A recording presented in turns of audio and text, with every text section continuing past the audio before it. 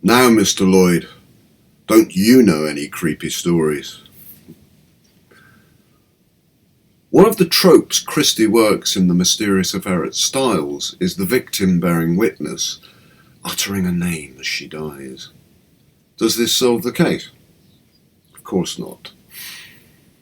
In episode 2 of this pastiche, set 100 years later in a little England in the Styx locked down by the global coronavirus, the victim bears silent witness from beyond the grave and explains the entire case.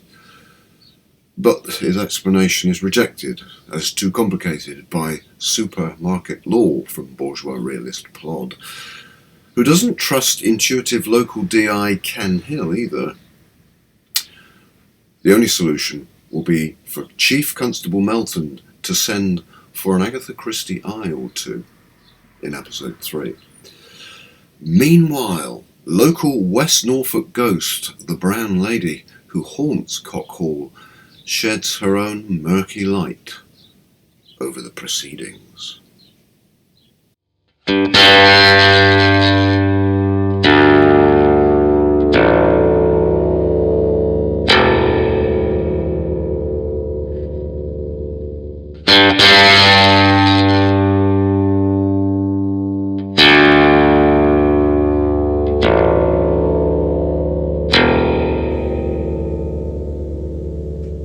When Dr. Black was murdered, I knew I'd be next.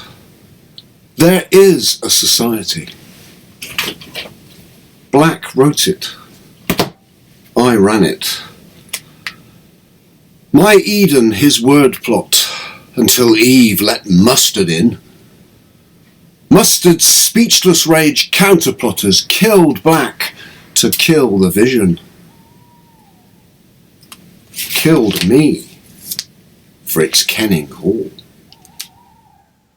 Its Saxon foundation, its Civil War change of hands, its New Age victory diggers, for Boudicca's grave gone west, her wild La Mer chariot reigned like a drop into timeless ocean, clocked in Roman figures.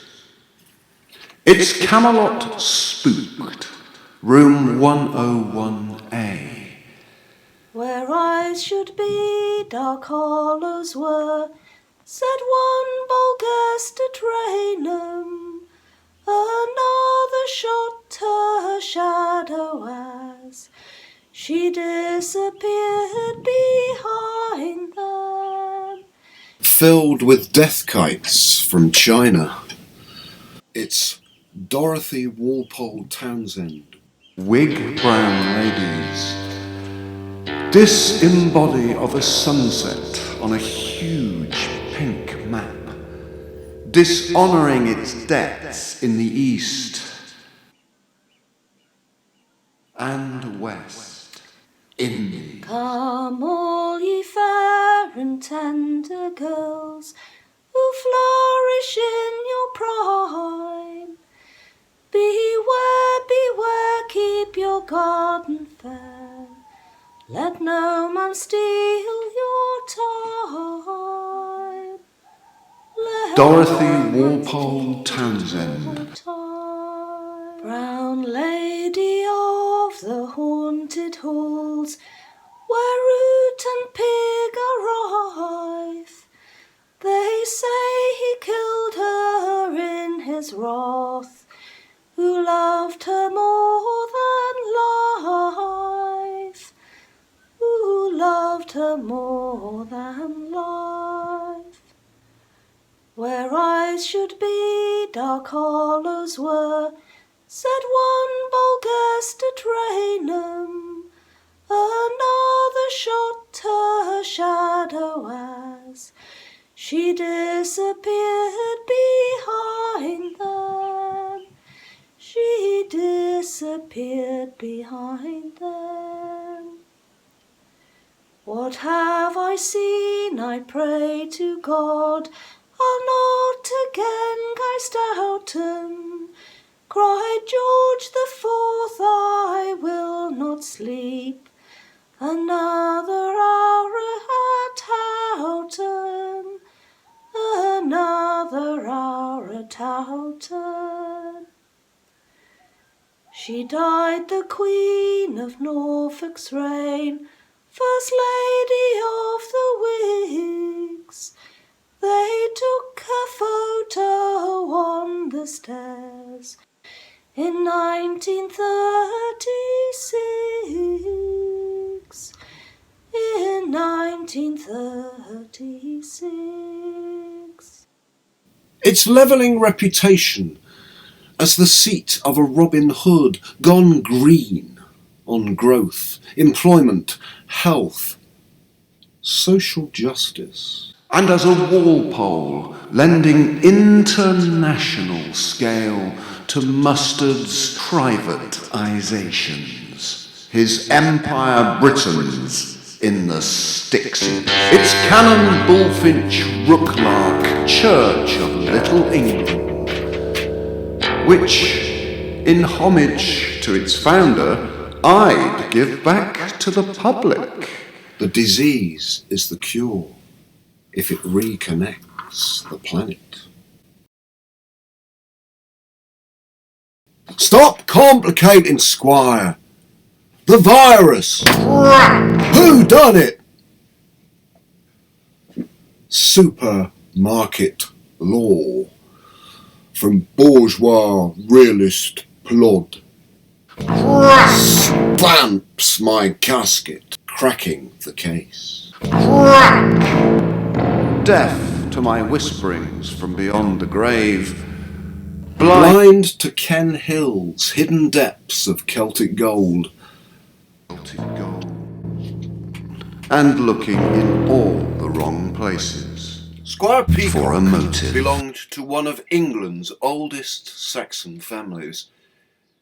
He invited historians, archaeologists and visionaries like Dr. Black to investigate how, 6 decades into each millennium, on his land, the village resists a seismic new national epoch.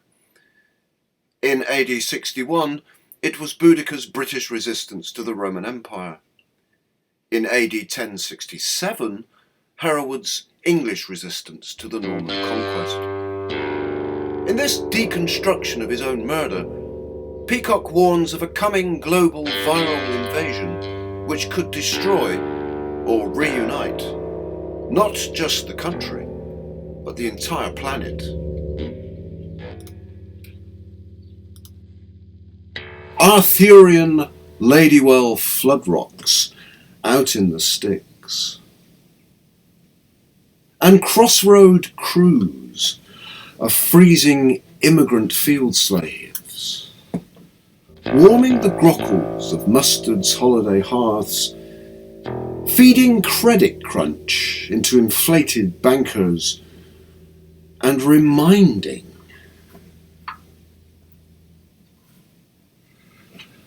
CIA agents Frank and Mark Adams of a black Moor born in Barbary singing "Them old cotton fields back home."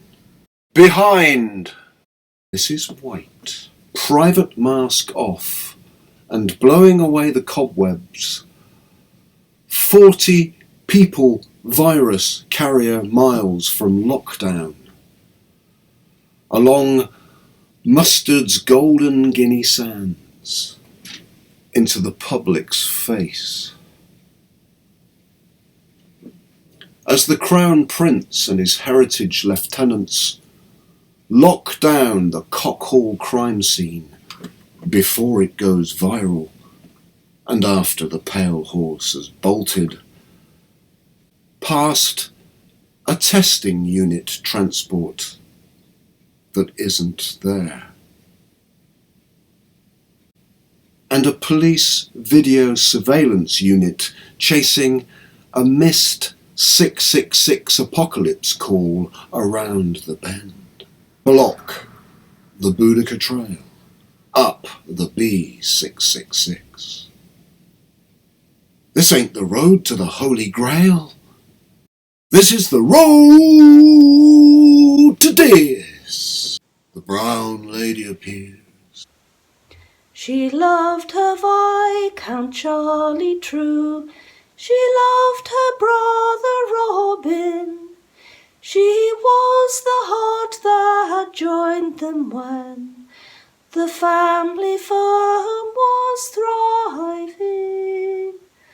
The family firm was thriving. And now she spooks the title dogs that guard the beds at night, and gives her guests in halls on stairs and blackout roads of fright, and blackout roads of fright. For love's the witch to rule them all, who more than turnips love. What are we else but rotting swine? She answers from above. She answers from above. I was the Queen of Norfolk's reign, First Lady of the Whigs.